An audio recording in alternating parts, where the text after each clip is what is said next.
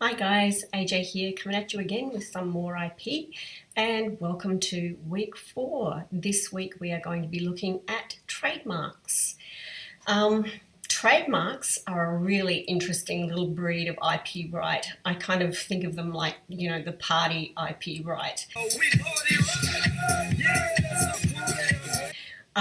Because you can get them for so many things, not just the usual logos that you might think of or the written words, but you can get a trademark for pretty much anything that you could use as a sign in the course of trade to distinguish your goods and services from somebody else's goods and services.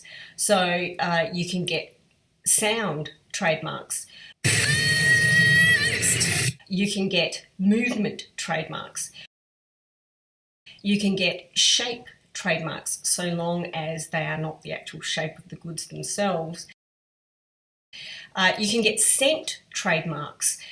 Do you smell it? So pretty much anything that you can think of that you might want to use to make your goods or services a little bit special, a little bit unique, and distinguish them from somebody else in trading, you can probably get it as a trademark. The only rider to that really is that it has to be representable graphically. Okay, so you have to be able to actually describe it or show it. And that goes for scent marks as well. So you have to be able to describe your particular scent if you want to use that as your trademark. Looking at the whole issue of why trademarks are so user-friendly, if you will, kind of harks back to the whole genesis of trademark law. And really, you can see that kind of the policy considerations are very much aligned with the trademark owner's considerations. So policy considerations being predominantly in relation to marks as used as signs in business, the government wants to prevent consumer confusion, doesn't it? So anything that helps reduce confusion in the marketplace. Ain't nobody got time for that. And that helps direct consumers to the product or service that they want is going to be a good thing so far as the government is concerned. And it's a good thing as far as consumers are concerned. I mean, like I said in, I think, one of the other videos, if you have this wonderful brand of toilet paper that you use and it's comfortable and you like it.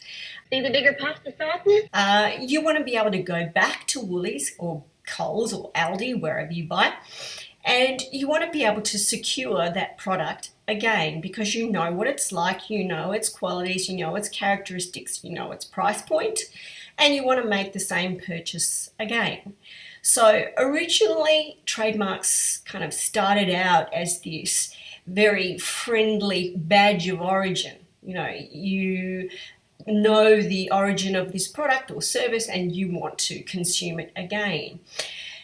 As things have evolved, trademarks have kind of become more of a sophisticated business indicia of not necessarily an origin or a manufacturer or supplier of services, manufacturer of goods, but something a little bit more ephemeral. So, for example, we don't have publicity rights in Australia. There are no rights that we have specifically set up for celebrities to protect the use of their image or their likeness in public. And so you'll find trademarks being developed around a celebrity's use of certain words, certain phrases that will indicate to the consumer that it has some endorsement with that celebrity. Like Taylor Swift has gone on a trademark registration spree with everything from Swiftmas to beats.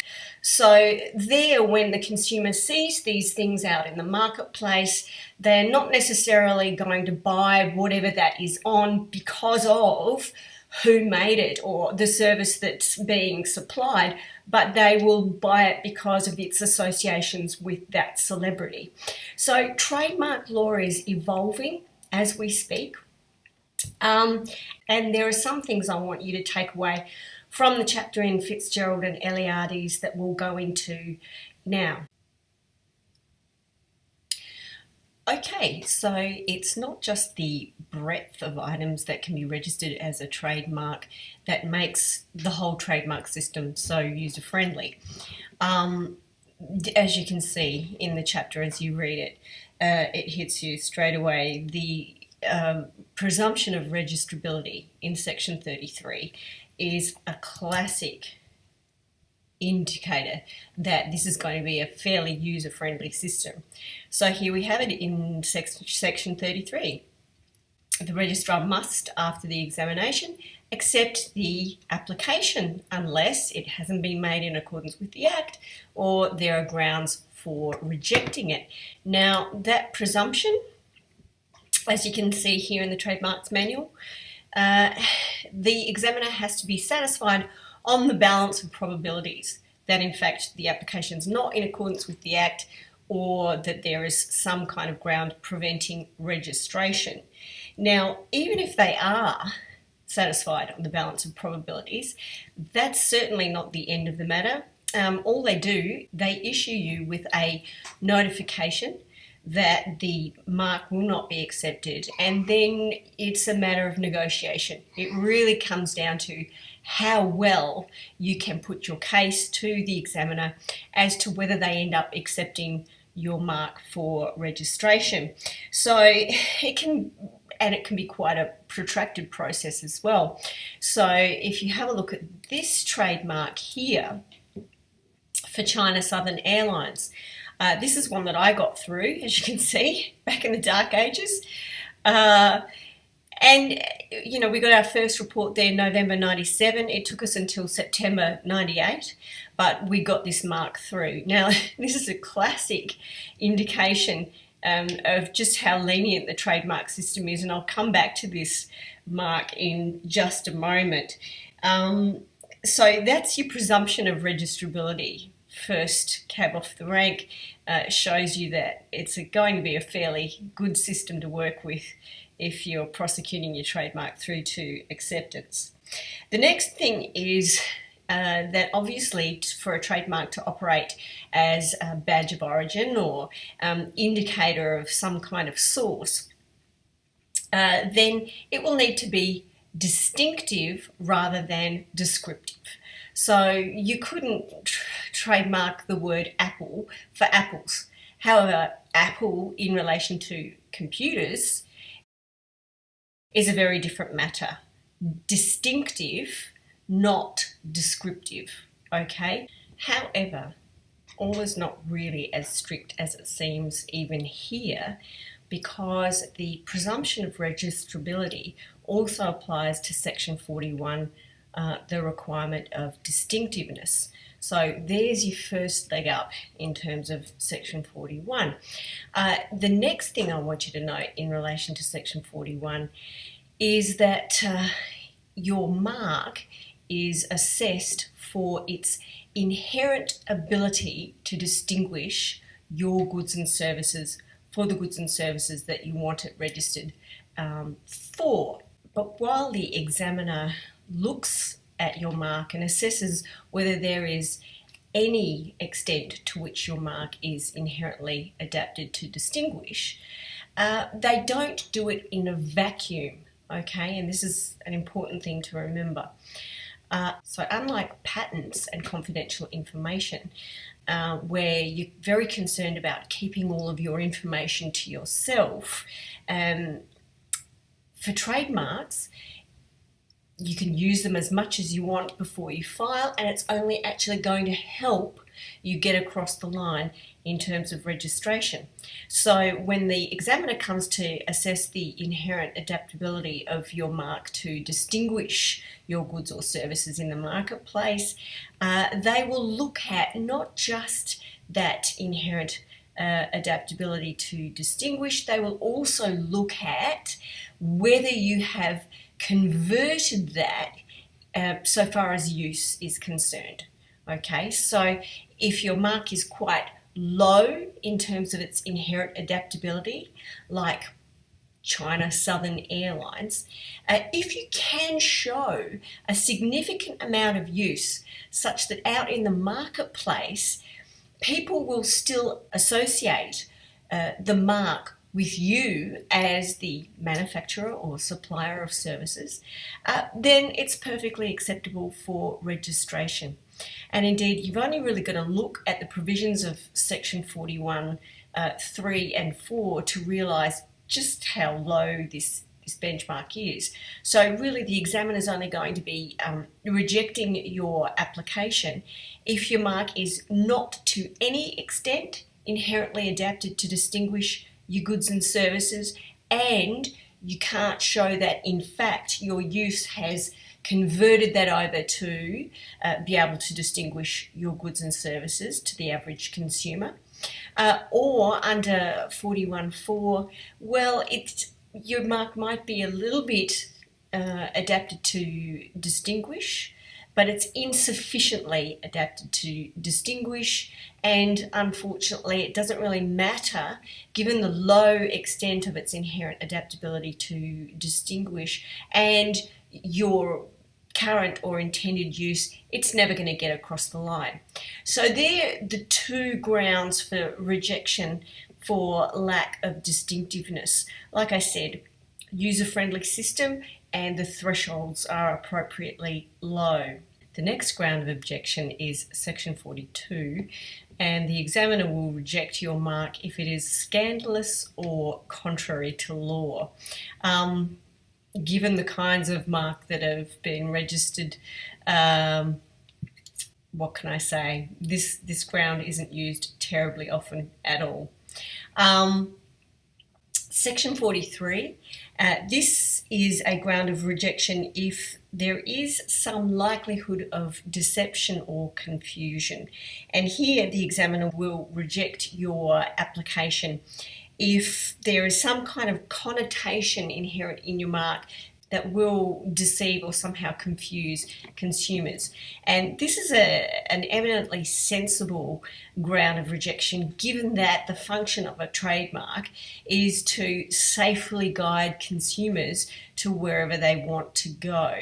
If the mark itself is somehow confusing, then it really undermines the whole basis for having the mark in the first place. So I think the text refers to something like a mark for primary healthcare services, where in fact the operator was not offering primary healthcare services at all. It was a management service. So that's your grounds for Section 43. 44 kind of follows hot on the heels of 43, and here the examiner can reject your application if the mark is substantially identical or deceptively similar to either a trademark that's already been registered or an application that has an earlier priority date than your application.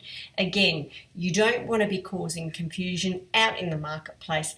That's your whole point of having trademarks. So again, another sensible ground of rejection.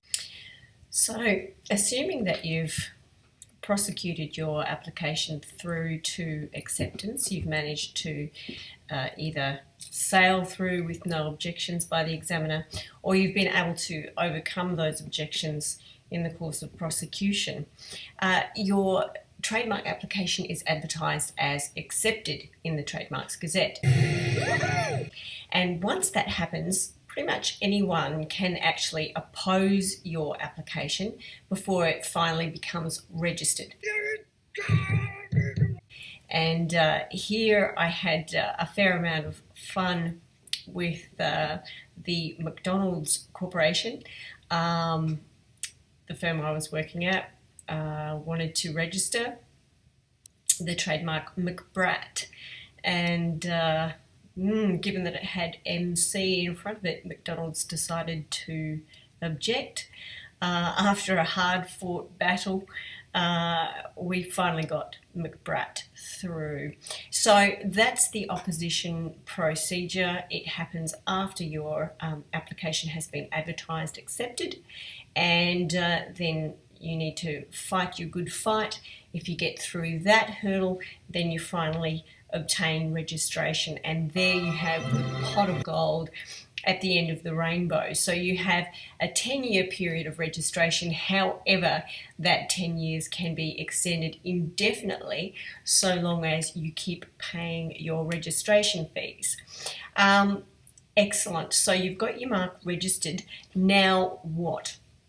Well, the text goes on to talk about infringement, and I don't want to say too much about that because we'll be talking about infringement later on and the kinds of remedies that you can get.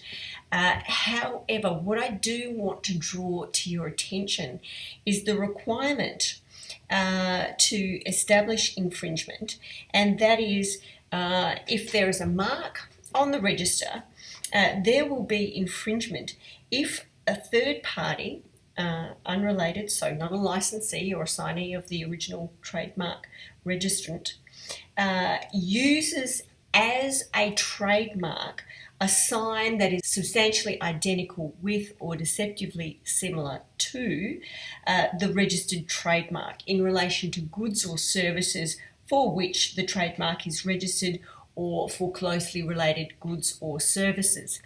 Now, I guess here is the big bugbear in terms of domain names, and I just want to pause it here and kind of give you a little primer. If you ever end up in practice, undoubtedly you will have the person who's starting up business coming to see you saying, what should I do? I've already registered a business name, so I'm done and dusted, don't need to worry about that whole fussy trademarks business. As Fitzgerald and Eliades tell you, registering a business name, yes, you've got to do it, but it doesn't actually give you any rights, proprietary rights, to use that name. So just because you have a business name registered doesn't mean that you can stop other traders from operating with that name, particularly where their goods or services are very different to your goods or services. So there's not going to be any recourse to, for example, Section 18 of the Australian Consumer Law, because there's not going to be any misleading of consumers going on or deception of consumers. So business names, like I said, not a whole lot of use in terms of protecting your investment in your business's goodwill, protecting your investment in your business's reputation. Again, domain names, awesome. Register your domain name, operate online, that's all good. Your domain name is going to draw customers in to you if they're familiar with your mark. However, a registration of a domain name, again, like a business name, isn't going to help you out with proprietary rights.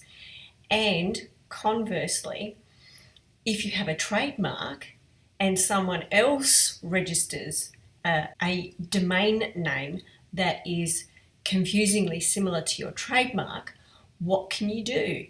The problem here is that trademark infringement, as I've just finished saying, requires that the infringing party be using your mark as a trademark. Now, the big problem here in terms of domain names is cyber squatting. So you'll get one particular investor registering up, tens, hundreds, potentially thousands of different domain names, any of which might be deliberately or innocently confusingly similar to a registered trademark. Now, if they are just simply warehousing those domain names and, as they often do, offering them to the registered trademark owners at an exorbitant price, they're not actually trading in the marketplace using that domain name as a trademark. So what can you do? Well, here what you do is you go running to ICANN. ICANN is, as you can see here, the coordinator of all name and number IP addresses on the internet. ICANN actually has a domain name dispute resolution policy.